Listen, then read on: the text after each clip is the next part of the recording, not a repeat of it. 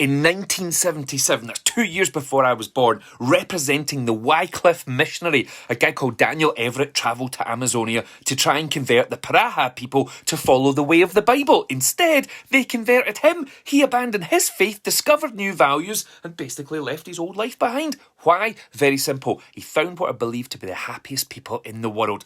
And basically, he wanted some of what they were having. Now, they're known as the Paraha, and the Paraha are fascinating for a number of reasons. The main one is that their culture is based on what they refer to as immediate experience, the here and now.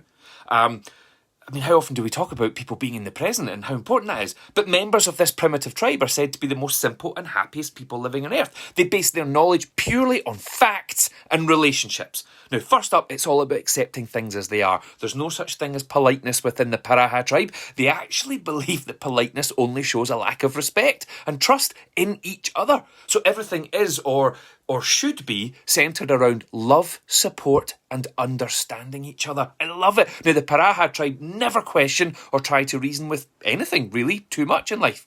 Children are not punished. They're never shouted at. And the only explanation and reasoning they have is this. It just happened. And that's it. It reminds me of being like 10 years of age, sitting in my room, clothes and Lego and Transformers everywhere, my mum having a go at me to get it tidied. And at the time, my best response was always, but this is who I am. It's just how it is. Although that didn't cut it for me, growing up on the west coast of Scotland, obviously. See, it's far too easy nowadays to get weighed down with all that modern life expects of us, increasingly becoming more difficult to let shit go as we overthink everything.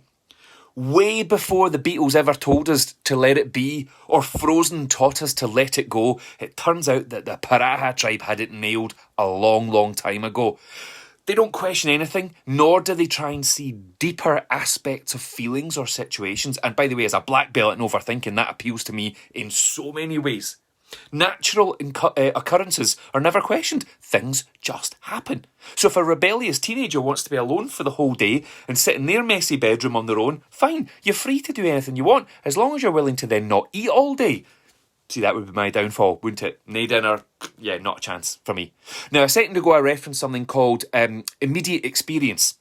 In the Paraha tribe, experiencing things means everything. Like, literally, that's everything to them.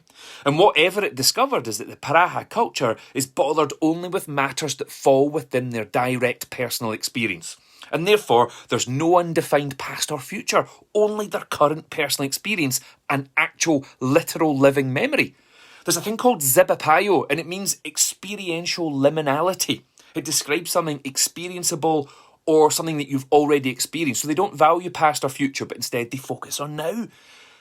Basically, the tribe don't understand unexperienced past, i.e., unless you saw it, heard it, or deduced this information from other available evidence, then the Paraha people ain't going to believe you.